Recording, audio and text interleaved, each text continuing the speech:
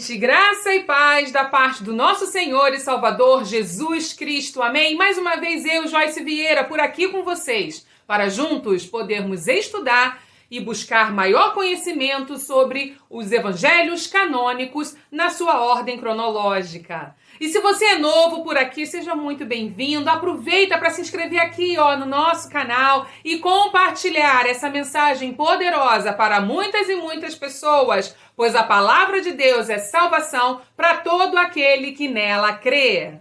Lembrando que o nosso estudo está seguindo, então, a ordem cronológica dos acontecimentos. Então, hoje, após nós termos estudado sobre a conversa de Jesus com Nicodemos, quando ele afirmou, necessário vos é nascer de novo, lá no verso 7 do capítulo 2 do Evangelho de João. E também vimos depois a declaração de João Batista, dizendo que Jesus é superior a tudo e a todas as coisas. E ele nos declara isso lá no verso 30 do capítulo 3, quando ele diz: convém que ele cresça e que eu diminua. Então nós vamos seguir o nosso estudo com a saída de Jesus da Judéia e a sua chegada então a Samaria. E esse é um dos momentos magníficos que temos no Evangelho de João. E ele se encontra lá no capítulo 4, versos de 4 ao 26. Na verdade, todo o Evangelho de João foi escrito com o objetivo principal de mostrar que Jesus é Deus. Assim, o apóstolo João vai narrando episódios em que Cristo revela a sua divindade e a sua autoridade como Senhor. Aqui neste episódio em que ele se encontra com a mulher samaritana, ele diz que ele é a fonte da água da vida. E essas palavras penetram no coração da mulher de Samaria, trazendo transformação não só a ela, mas a muitos daquela cidade. Os contornos vistos no desenrolar dessa narrativa são magníficos e alguns pontos precisam ser destacados e entendidos de uma forma mais esmiuçada para que possamos usufruir de toda a plenitude dessa narrativa. Bom, o primeiro ponto é no fato histórico de que os judeus não falavam com os samaritanos. E a pergunta é: por quê? Por que havia essa rixa entre os judeus e os samaritanos? Para entendermos isso, precisamos voltar ao Antigo Testamento e entender o motivo dessa rixa entre judeus e samaritanos. Vamos lembrar que 12 eram as tribos de Israel. Bem, depois que o rei Salomão morreu, esse reino se dividiu em dois reinos, então o reino do norte e o reino do sul. O reino do norte ficou com 10 das 12 tribos e o reino do sul apenas com 2. A parte norte fixou sua capital em Samaria e a parte sul em Jerusalém, conforme o que já havia sido estabelecido pelo rei Davi, pai de Salomão. O reino do norte, que tinha sua capital política e religiosa em Samaria, e eu quero frisar então bem aqui os aspectos políticos e religiosos. Vamos abrir um parêntese aqui. Os samaritanos, eles construíram um centro alternativo para a adoração, lá no Monte Gerizim, tá? Fazendo, então, diferente da ordem dada por Davi, que deveria ser em Jerusalém, o templo deveria ser construído ali, Então, vamos lá. O Reino do Norte tinha sua capital em Samaria, foi tomado pelos assírios. E ali, então, começou a ocorrer casamentos interraciais. Dessa forma, os judeus consideravam os samaritanos um povo mestiço e sincrético. Começa a acontecer, então, um sincretismo religioso. E por esse motivo, eles resolveram não mais se falar.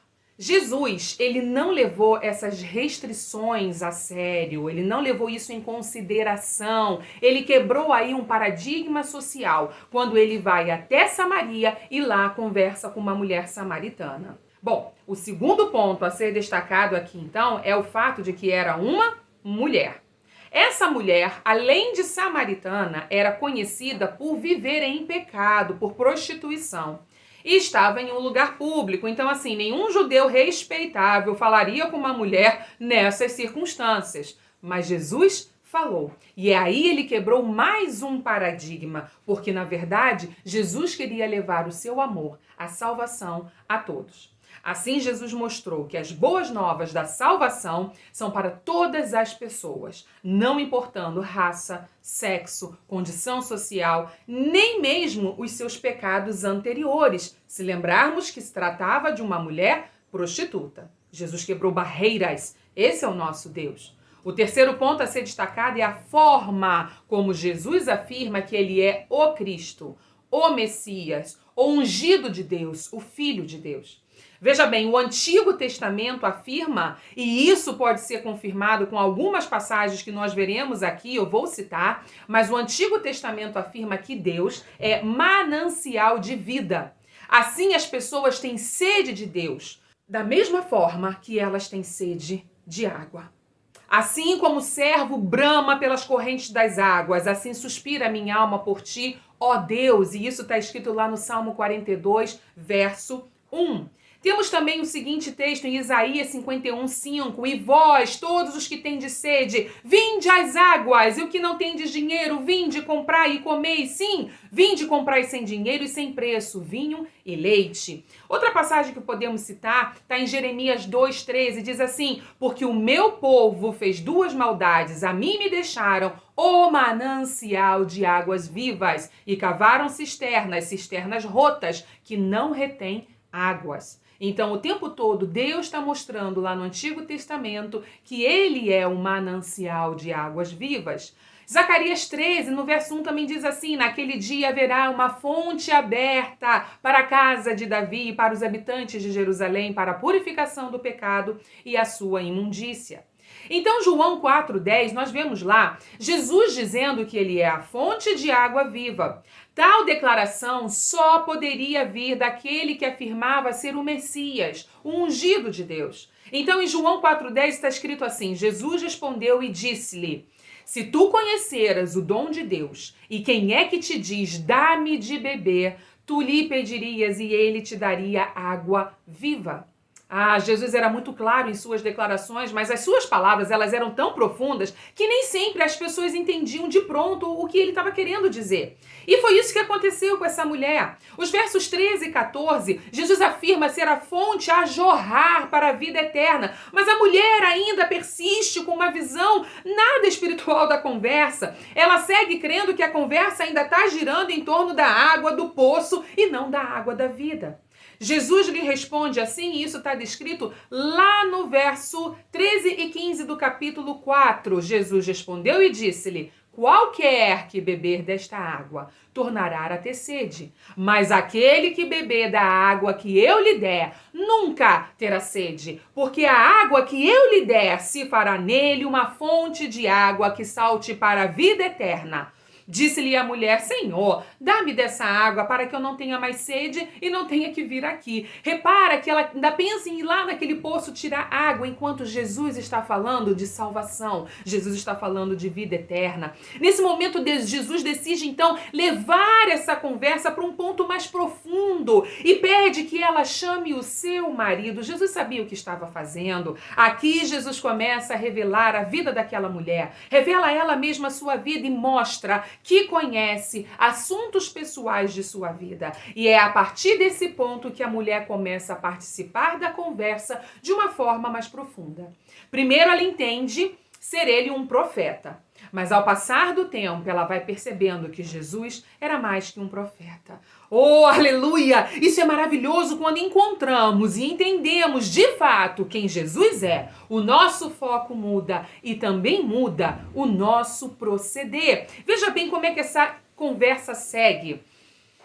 A conversa muda totalmente. Ela sai do foco de que era a água do poço e passa a ser uma conversa sobre adoração.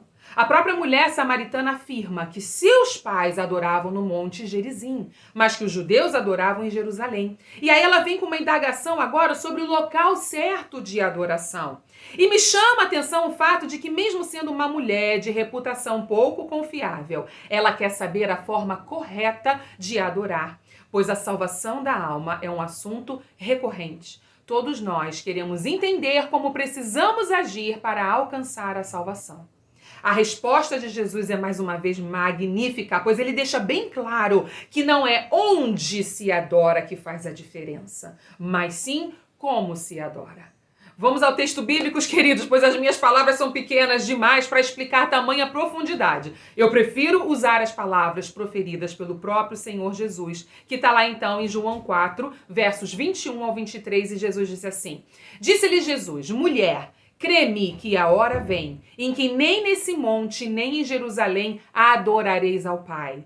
Vós adorais o que não sabeis. Nós adoramos o que sabemos, porque a salvação vem dos judeus. Mas a hora vem e agora é, em que os verdadeiros adoradores adorarão o Pai em espírito e em verdade, porque o Pai procura a tais que assim o adorem. Oh, glória a Deus, queridos, aleluia. Quando Jesus afirma que a salvação vem dos judeus, ele estava falando de si próprio, pois só através do Messias judaico a salvação viria ao mundo. Em Gênesis 12:3, nós vemos que Deus prometeu que toda a terra seria abençoada pela raça judaica. A mulher samaritana talvez conhecesse essa passagem, pois ela mostra que estava aguardando o Messias, mas o que ela não percebeu é que ela estava conversando com o próprio Messias de Deus.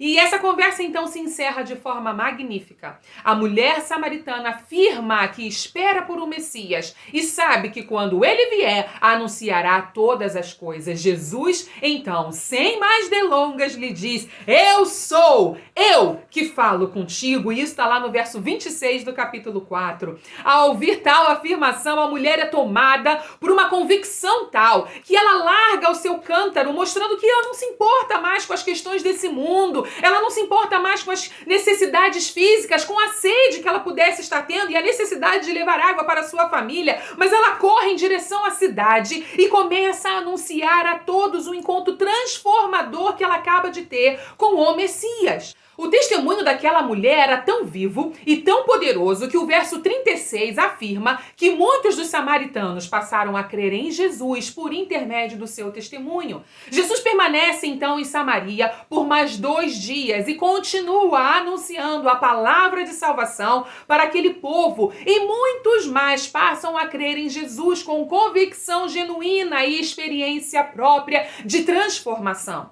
O verso 42 do capítulo 4 encerra esse episódio mostrando que aquelas pessoas passam a ter uma experiência pessoal com o evangelho transformador de Jesus Cristo. E diziam à mulher: já não é pelo teu dito que nós cremos, porque nós mesmos temos ouvido e sabemos que este é verdadeiramente o Cristo, o Salvador do mundo. E isso está lá descrito em João 4, no verso 42.